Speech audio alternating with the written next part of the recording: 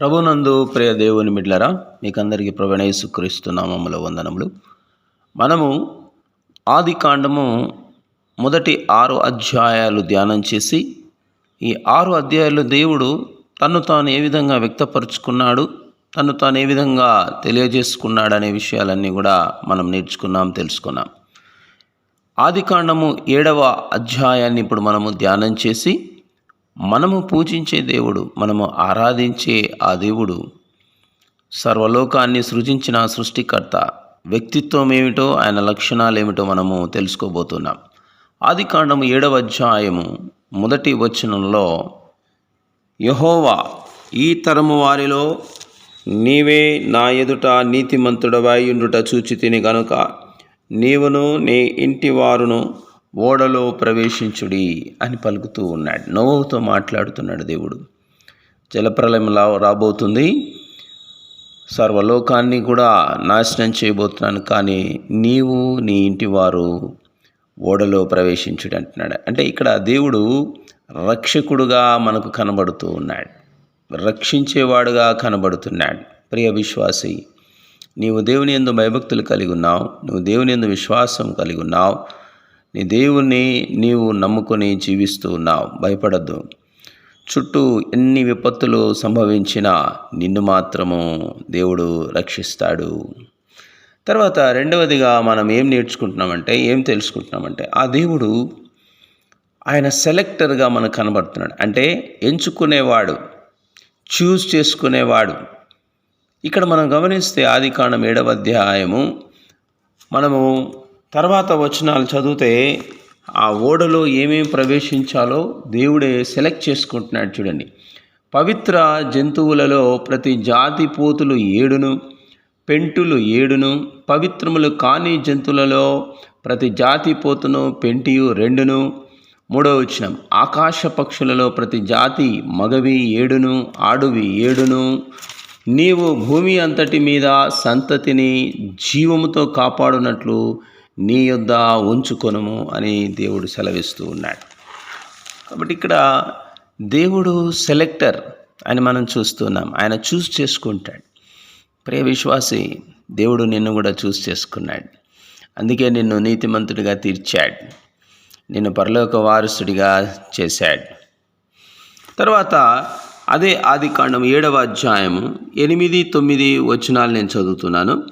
దేవుడు నోవహునకు ఆజ్ఞాపించిన ప్రకారము పవిత్ర జంతువులలోను అపవిత్ర జంతువులలోను పక్షులలోను నేలను ప్రాకు వాటన్నిటిలోను మగది ఆడుది జత జతలుగా ఓడలోనున్న నోవహు యొద్దకు చేరెను. 8వ వచనం, రే దేవుని బిడ్డలారా, మనకేం తెలియపరుస్తుందంటే, దేవుడు క్రమశిక్షణను కోరుకునేవాడు, దేవుడు ఖచ్చితత్వము గలవాడు అనేది మన ఇక్కడ బయలుపరచబడుతూ ఉంది.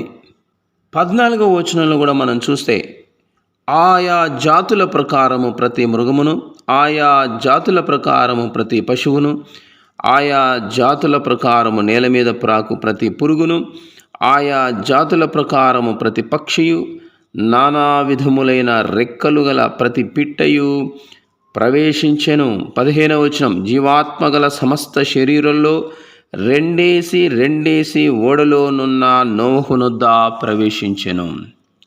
ఇక్కడ మనకు ఒక క్రమం కనబడుతుంది, ఒక ఖచ్చితత్వం కనబడుతుంది. ఎన్నెన్ని ప్రవేశించాలి, ఏవేవి ప్రవేశించాలి, పవిత్రమైనవి అలాగే అపవిత్రమైనవి, మరి మగది ఆడు జతలు జతలుగా చేరాలి. ఇవన్నీ దేవుడు అక్కడ నిర్ణయిస్తున్నట్లుగా మనం చూస్తున్నాం. ఒక ఖచ్చితత్వము మనకు కలిగిన వాడుగా దేవుడు కనబడుతున్నాడు, ఒక క్రమశిక్షణ కలిగిన వాడుగా మనకు కనబడుతున్నాడు. అన్నీ కూడా క్రమములో క్రమశిక్షణలో ఓడలోనికి ప్రవేశిస్తున్నట్లుగా మనం చూస్తూ ఉన్నాం. ప్రియ దేవుని బిడ్డ, దేవుడు నిన్ను రక్షించాడు కదా. నిన్ను రక్షించిన తర్వాత దేవుడు నీలో కోరుకునేది, నీలో చేసే కార్యం ఏమిటో తెలుసా? నిన్ను క్రమపరచువాడు. ఆయన నీలో ఖచ్చితత్వాన్ని కోరుకునేటువంటి వాడు అనేది మనం ఇక్కడ నేర్చుకుంటున్నాం. ప్రియ దేవుని బిడ్డలారా, తర్వాత మనం గమనించినట్లయితే ఇక్కడ టైం సెట్టర్ అనేది కూడా మనకు అర్థమవుతా ఉంది. ఆదికాండం 7వ అధ్యాయం 4వ వచనంలోనే దేవుడు అక్కడ కాలాన్ని నిర్ణయిస్తూ ఉన్నాడు. 4వ వచనం చదువుతున్నాను. ఎందుకనగా ఇంకను 7 దినములకు నేను 40 పగళ్ళును 40 రాత్రులను భూమి మీద వర్షము కురిపించి నేను చేసిన సమస్త జీవరాశులను భూమి మీద ఉండకుండా తుడిచివేయుదునని నోహుతో చెప్పాను.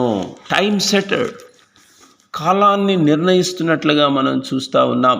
ప్రేమైన దేవుని బిడ్డలారా, మనము పరిశుద్ధ గ్రంథంలో 1వ అధ్యాయంలో కూడా చూసాం. దేవుడు అక్కడ కాలము నిర్ణయించి ప్రతి దినము కూడా సృష్టి చేసినట్లుగా మనం చూస్తూ ఉన్నాం. ఇక్కడ కూడా మనం చూస్తున్నాం, 7 దినములలో in 7 days I will send rain అంటున్నాడు. ఇంకను 7 దినములకు నేను పంపిస్తానంటున్నాడు. ప్రేమైన దేవుని బిడ్డలారా, దేవుడికి ఒక కాలాన్ని ఆయన నిర్ణయించే గుణం ఉన్నది అనేది మనకి ఇక్కడ బయలుపరచబడతా ఉంది. 40 పగళ్ళు 40 రాత్రులు భూమి మీద వర్షం కురిపిస్తాను అంటున్నాడు. ఇక్కడ కూడా చూడండి, టైం మెన్షన్ చేస్తున్నాడు. ఎన్ని పగళ్ళు ఎన్ని రాత్రులు అని నిర్ణయిస్తున్నట్లుగా మనం చూస్తూ ఉన్నాం. ప్రియ విశ్వాసి, దేవుడు నీ జీవితంలో ప్రతిదానికి కూడా కాలము నిర్ణయించాడు. ఏ కాలమున దేవుడు ఏది నిర్ణయించాడో అది ఖచ్చితంగా నీ జీవితంలో జరుగుతుంది, నెరవేరుతుంది. భయపడాల్సిన అవసరం లేదు. దేవుని యొక్క నిర్ణయానికి మనము అంగీకారం తెలుపుదాం. దేవుని నిర్ణయాన్ని మనము ఒబే చేద్దాం, విధేయత చూపిద్దాం ఆ నిర్ణయానికి.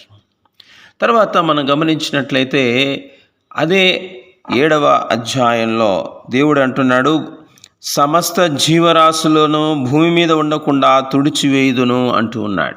దీన్ని బట్టి మనకేం తెలియపరచబడతా ఉందంటే, దేవుడు ఎటువంటి వాడు అని తెలియపరుచుందంటే జడ్జి ఆయన అనేది మనకు తెలియపరచబడుతుంది. నీతిగల న్యాయాధిపతి అని మనకి ఇక్కడ తెలియపరచబడతా ఉంది. పాపాన్ని తుడిచివేసే దేవుడు అని మనకి ఇక్కడ తెలియపరచబడతా ఉంది. దేవుని బిడ్డలారా, ఆయన తన సత్యాన్ని బట్టి, తన పరిశుద్ధతను బట్టి, తనలో ఉన్న న్యాయాన్ని బట్టి తీర్పు తీర్చేవాడు అని ఇక్కడ మనకు తెలియపరచబడతా ఉంది. ప్రచండ వర్షం భూమి మీద కురిపించి సమస్త జీవరాశుల నాశనం వచ్చేసేదను అని మనం ఇక్కడ చూస్తూ ఉన్నాం. ప్రియ విశ్వాసి, ప్రియ దేవుని బిడ్డ, నీ జీవితంలో కూడా దేవుడు తన సత్యాన్ని బట్టి, న్యాయాన్ని బట్టి, ఆయనలో ఉన్న పరిశుద్ధతను బట్టి నీ జీవితంలో కూడా తీర్పు తీర్చేవాడు, తీర్పు బయలుపరిచేవాడు అనేది మర్చిపోవద్దు. ఆయన తీర్పు ఖచ్చితంగా ఉంటుంది, న్యాయంగా ఉంటుంది. కాబట్టి మనము మన జీవితంలో మనము వేసే ప్రతి అడుగు కూడా జాగ్రత్తగా వేద్దాం. తర్వాత మనం గమనించినట్లయితే ఆదికాండము 7వ అధ్యాయము 16వ వచనం చదువుతున్నాను. అప్పుడు యెహోవా ఓడలో అతని మూసివేసెను అనే మాట చూస్తా ఉన్నాం. ఇక్కడ ప్రొటెక్టర్, కాపాడువాడు అనేది మనకు అర్థమవుతోంది. నోహును ఆ ఓడలో మూసివేశాడంట. The Lord shut him in అనే మాట మనం చూస్తున్నాం. అంటే సేఫ్గా ఉన్నాడు, భద్రత కోరుకుంటున్నాడు. ఆయన భద్రతను ఆయన చూసుకుంటున్నాడు. నోవా యొక్క భద్రతను దేవుడు చూసుకుంటున్నాడు. ఆయన భద్రంగా కాపాడబడాలి. ఏ విధమైన అపాయము, ఇబ్బంది కలగకూడదు నోవహుకు. నేను తీర్పు తీర్చే ఈ యొక్క తీర్పులో అందరిని నాశనం చేస్తున్నప్పుడు నోవహు కుటుంబం భద్రంగా ఉండాలి అని కాపాడుతూ ఉన్నాడు. ప్రియ దేవుని బిడ్డ, దేవుడు నీ భద్రతను కోరేవాడు, నీ సెక్యూరిటీని కోరేవాడు, నీకు సెక్యూరిటీ ఇచ్చేవాడు, నిన్ను భద్రపరచువాడు, నిన్ను కాపాడువాడు, కునుకడు నిద్రపోడు. ఆయన నీ ప్రాణమును కాపాడువాడు, నీ రాకపోకలలో నిన్ను కాపాడువాడు, ప్రతి విషయంలో నిన్ను కాపాడువాడు ఆయన. భయపడద్దు, ధైర్యంగా ఉండు, కలవరపడద్దు, దిగులు పడవద్దు ప్రియ విశ్వాసి, ప్రియ దేవుని బిడ్డ. అలాగే మనకు చివరిగా ఈ అధ్యాయంలో దేవుడు తన్ను తాను గురించి వ్యక్తపరుచుకున్నటువంటి విషయం ఏంటంటే, ఆయన సార్వభౌముడు, ఆయన ప్రకృతిని శాసించే నియంత్రణకర్త అనేది ఇక్కడ మనం చూస్తూ ఉన్నాం ఈ 7వ అధ్యాయంలో. ఎక్కడంటే ఏ వచనంలో అంటే చూడండి, 11వ వచనం చదువుతూ ఉన్నాను. నోవహు వయస్సు యొక్క 600 సంవత్సరము 2వ నెల 17వ దినమున అగాధ జలముల ఊటలన్నీయు ఆ దినమందే వీడబడెను, ఆకాశపు తూములు విప్పబడెను అనే మాట మనం చూస్తూ ఉన్నాం. ఈ మాటను బట్టి మనం ఏం నేర్చుకుంటున్నామంటే, ప్రకృతిని శాసించేవాడు, కంట్రోలర్ ఆఫ్ నేచర్, ప్రకృతిని నియంత్రించువాడు, నియంత్రణకర్త అనే విషయాన్ని ఇక్కడ మనం నేర్చుకుంటున్నాం. ప్రియమైన దేవుని బిడ్డలారా, దేవుడు ఏ విధంగా ప్రకృతిని శాసించాడు, ప్రకృతిని నియంత్రించాడు అనే విషయాన్ని మనం ఇప్పుడు తెలుసుకుందాం. ఆయన ప్రకృతి యొక్క సహజ సిద్ధమైన జీవ సంబంధమైనటువంటి క్రమాలను ఆయన నియంత్రించినట్లుగా మనం చూస్తున్నాం. అలాగే వాతావరణ క్రమాలను కూడా ఆయన తన నియంత్రణలోనికి తీసుకున్నాడు, తన కంట్రోల్లోనికి తీసుకున్నాడు. బయోలాజికల్, మెటీరియాలజికల్ ప్యాటర్న్స్ అన్నిటినీ కూడా, జియోలాజికల్ ప్యాటర్న్స్, వీటన్నిటినీ కూడా ఆయన నియంత్రించినట్లుగా మనం చూస్తున్నాం. ఆయన కంట్రోల్లోనికి తీసుకున్నట్లుగా మనం చూస్తున్నాం.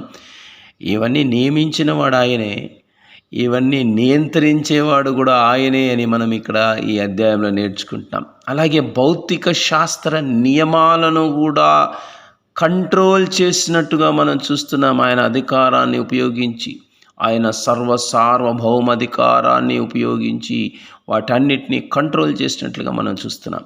లాస్ ఆఫ్ ఫిజిక్స్, ప్రియమైన దేవుని బిడ్డలారా, ఎలా చేశాడో చూద్దాం. ప్యాటర్న్స్ను, క్రమాలను ఏ విధంగా ఆయన నియంత్రించాడో చూద్దాం. మొట్టమొదటిగా జీవ సంబంధ క్రమం ఉంది, ఒక ప్యాటర్న్ ఉంది, బయోలాజికల్ ప్యాటర్న్స్, ఇన్స్టింక్ట్స్. దీన్ని కూడా దేవుడు అక్కడ నియంత్రించినట్లుగా మనం చూస్తున్నాం. జంతువులు తమ సహజ ప్రవృత్తి ప్రకారం ప్రవర్తిస్తాయి. సహజ క్రమం ఏంటంటే, ఏదైనా విపత్తు సంభవించినప్పుడు జంతువులు భయంతో అల్లాడిపోతాయి, ప్యానిక్కి గురవుతాయి, దిక్కుతోచుగా చెల్లాచెదురుగా పరిగెత్తుతాయి, స్కాటర్ అయిపోతాయి. అలాగే క్రూరమృగాలు తమ ఆహారం కోసం ఇతర జంతువుల మీద దాడి చేస్తాయి. కానీ ఆ ఓడలో ఇలాంటివి ఏమీ జరగలేదు. చూడండి, ఆ విపత్తు సంభవించినప్పుడు జంతువులు అల్లాడిపోలేదు, పరిగెత్తలేదు. అలాగే ఇతర క్రూరమృగాలు ఆహారం కోసం ఇతర జంతువుల మీద దాడి కూడా చేయలేదు. వీటన్నిటిని కూడా దేవుడు ఏం చేశాడు? కంట్రోల్ చేశాడు. జీవ సంబంధ బయోలాజికల్ ప్యాటర్న్ ఇది. సహజ ప్రవృత్తి ప్రకారం అవి ప్రవర్తించకుండా ఉండేలా దేవుడే కంట్రోల్ తీసుకున్నాడు, నియంత్రించాడు వాటన్నిటిని అనేది ఇక్కడ మనం చూస్తాం. తర్వాత మూడవదిగా జియోలాజికల్ ప్యాటర్న్స్ను కూడా ఆయన నియంత్రించాడు, కంట్రోల్ చేశాడు. భూగర్భ క్రమాలు అంటారు. ఎలా చేశాడంటే, భూమి లోపల జరిగే మార్పులు సాధారణంగా వేల సంవత్సరాల పాటు జరిగే ప్రక్రియలవి. భూకంపాలు లేదా భూమి పొరలు మారడము టెక్టోనిక్స్ అంటారు. అది నెమ్మదిగా లేదా కొన్ని ప్రాంతాలకే పరిమితంగా జరుగుతుంది. కానీ ఇక్కడ దేవుడు చూడండి, ఈ వాక్యంలో మనం చూస్తున్న మహా అగాధ జలముల ఊటలన్నీ విచ్చెను అని వాక్యం చెప్తుంది. అంటే దేవుడు భూమి యొక్క నిర్మాణాన్ని తన చేతులతో నియంత్రించి ఉన్న జల వనరులను అన్ని ఒక్కసారిగా తెరిచినట్లుగా మనం చూస్తూ ఉన్నాం. దేవుడు అన్ని క్రమాలను, అన్ని ప్యాటర్న్స్ను ఆయన ఆధీనంలోనికి తీసుకున్నట్లుగా మనం చూస్తూ ఉన్నాం. నాలుగవదిగా మనం గమనించినట్లయితే భౌతిక శాస్త్ర నియమాలు ఉన్నాయి, కొన్ని లాస్ ఆఫ్ ఫిజిక్స్. వీటిని కూడా ఆయన కంట్రోల్ చేశాడు, వీటిని కూడా ఆయన నియంత్రించాడు. చూడండి, ఒక నియంత్రకుడిగా మనకు ఇక్కడ ఒక కంట్రోలర్గా దేవుడు కనబడుతున్నాడు. దేవుడు ఈ విశ్వాన్ని శాసించే సహజ నియమాలను దేవుడే నియమించాడు. లాస్ ఆఫ్ ఫిజిక్స్ను నియమించింది ఎవరు? సృష్టించింది ఎవరు? ఆ దేవుడే. కానీ వాటన్నిటినీ తాత్కాలికంగా సస్పెండ్ చేశాడు, నిలిపివేశాడు. అది ఎలా జరిగిందో మనం ఇప్పుడు చూద్దాం. ద్రవ్య నిత్యత్వ నియమం అనేది ఒకటి ఉంది, law of conservation of mass. భౌతిక శాస్త్ర ప్రకారము పదార్థాన్ని మనం సృష్టించలేము, నాశనం కూడా చేయలేము. అది ఒక రూపం నుండి మరొక రూపంలోకి మారుతూ ఉంటుంది. కానీ భూమిపై ఉన్న అత్యున్నత పర్వతాలన్నీ మునిగిపోయాయని మనం చూస్తున్నాం కదా. అంత నీరు రావాలంటే భూమిపై ఉన్న నీటి పరిమాణం కంటే 3 రెట్లు నీరు అవసరమవుతుంది. సాధారణ జలక్రమం కేవలం ఉన్న నీటిని అటు ఇటు మారుస్తూ ఉంటుంది. కానీ ఇక్కడ దేవుడు భూమి యొక్క వాతావరణ వ్యవస్థలోకి కొత్తగా ద్రవ్యరాశిని అనగా మాస్ను ప్రవేశపెట్టినట్లుగా మనం చూస్తా ఉన్నాం, లేదా భూమి యొక్క ఉపరితలాన్ని అద్భుత రీతిలో మార్చినట్లుగా మనం చూస్తా ఉన్నాం. సో దేవుడు ఇక్కడ ద్రవ్య నిత్యత్వ నియమం, లా ఆఫ్ కన్జర్వేషన్ ఆఫ్ మాస్ను ఆయన కంట్రోల్ చేసినట్లుగా మనం చూస్తూ ఉన్నాం. ఆయన సార్వభౌముడు, అధికారం ఆయనకున్నది అనేది ఇక్కడ మనం చూస్తూ ఉన్నాం. తర్వాత రెండవ లా ఏంటంటే law of thermodynamics, latent heat, ఉష్ణగతిక శాస్త్ర నియమం. గుప్త ఉష్ణ శక్తిని కూడా కంట్రోల్లోనికి తీసుకున్నాడు, కంట్రోల్ చేశాడు, నియంత్రించాడు. 40 రోజుల్లో ప్రపంచమంతా మునిగిపోయేంత భారీ వర్షం పడితే దానివల్ల విడుదలయ్యే వేడి వాతావరణాన్ని 1000 డిగ్రీల ఉష్ణోగ్రతకు పెంచాలండి. ఆ వేడికి సముద్రాలు మరిగిపోవాలి. కానీ జంతువులు బ్రతకడం కోసం దేవుడు ఆ ఉష్ణగతిక నియమాన్ని నియంత్రించాడు. ఆ అపారమైన వేడి విడుదల కాకుండా వాతావరణాన్ని నివాసయోగ్యంగా ఉంచాడు. దేవుడు ఎంత సర్వశక్తిమంతుడండి, ఎంత సార్వభౌమాధికారండి. తర్వాత మనం మూడవదిగా గమనిస్తే ద్రవ గతిశీలత మరియు జలస్థితిక పీడనం, fluid dynamics and hydrostatic pressure. దీన్ని కూడా దేవుడు నియంత్రించినట్లుగా మనం చూస్తున్నాం. నీటి లోతు పెరిగే కొద్దీ కూడా ప్రెషర్ పెరుగుతుంది, పీడనం పెరుగుతుంది. పర్వతాలను కప్పేంత నీటి లోతులో భూమి అడుగున ఉండే అగాధ జలముల ఊటల వద్ద పీడనం ఊహాతీతంగా ఉంటుందండి.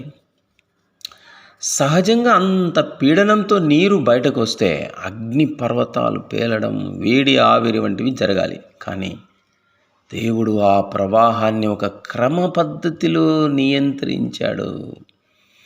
భూమి విచ్ఛిన్నం కాకుండా చూశాడు. ఆయన సార్వభౌమాధికారి, ఆయనకి స్తుతి ఘనత మహిమ కలుగునుగాక. తర్వాత నాలుగవదిగా మనం చూస్తే ప్లవన సూత్రం అనేది కూడా కంట్రోల్ చేసుకున్నాడు. Archimedes principle, buoyancy. దీని అర్థం ఏంటంటే ఒక వస్తువు నీటిపై తేలాలంటే అది తన బరువుకు సమానమైన నీటిని స్థానభ్రంశం చెందించాలి. ఇప్పుడు చూడండి, అక్కడ ఓడ అనేది దేవుడు తయారు చేయించాడు కదా. ఈ ఓడ అనేది దాదాపు 450 అడుగుల పొడవు ఉన్న ఒక భారీ చెక్క పెట్టేది. ఇక్కడ అపారమైన జలప్రలయము, పెనుగాలులు మరియు భూమి లోపలి మార్పుల మధ్య ఆ ఓడ మునిగిపోవాలి. యాక్చువల్గా మునిగిపోకుండా అది స్థిరంగా ఉండడం అనేది అసాధ్యమండి. దేవుడు ఇక్కడ ఒక స్థిరీకరణకర్తగా, అంటే స్టెబిలైజర్గా వ్యవహరించాడు. ఆయన భౌతిక శాస్త్ర నియమాల ప్రకారము బోల్తా పడాల్సిన ఓడను ఆయన తన శక్తితో సురక్షితంగా నీటిపై తేలేలా చేశాడు. దీని ద్వారా మనకు అర్థమయ్యే దేవుని వ్యక్తిత్వం ఏంటంటే ఆయన లాగివర్, శాసనకర్త. భౌతిక శాస్త్ర నియమాలను ఆయనే సృష్టించారు కాబట్టి తన ప్రణాళికను నెరవేర్చడానికి ఆ నియమాలను పాజ్ చేసే అధికారం ఆయనకు మాత్రమే ఉన్నది అనేది మనం ఇక్కడ తెలుసుకుంటున్నాం. మనకి ఇక్కడ అర్థమవుతా ఉంది. ప్రియమైన దేవుని బిడ్డలారా, ఆయన తన ప్రణాళిక సంకల్పము నెరవేరడానికి ఎటువంటి నియమాలనైనా, ఎటువంటి ప్యాటర్న్స్, క్రమాలనైనా, లాస్నైనా కంట్రోల్ చేయగలవాడు, నియంత్రణ చేయగలవాడు, కంట్రోలర్ అనేది మనం ఇక్కడ తెలుసుకుంటున్నాం. ప్రియమైన దేవుని బిడ్డలారా, ప్రియ దేవుని బిడ్డలారా, ఇంతవరకు మనం నేర్చుకున్న ఈ దేవుని వ్యక్తిత్వ లక్షణాలను బట్టి ఆయన శక్తి ఏంటో మనకు అర్థమైంది. ఆయన అధికారము ఎంత గొప్పదో, ఉన్నతమైనదో మనకు అర్థమైంది. ఇంత గొప్ప దేవుడు నీ దేవుడు. నువ్వు ధైర్యంగా జీవించు, నువ్వు తల ఎత్తుకొని జీవించు. నీ జీవితంలో జరిగే ప్రతిదీ కూడా ఆయన కంట్రోల్లో ఉన్నది. దిగులు చెందొద్దు, భయపడొద్దు. ధైర్యంతో అడుగులు ముందుకే ప్రియ విశ్వాసి.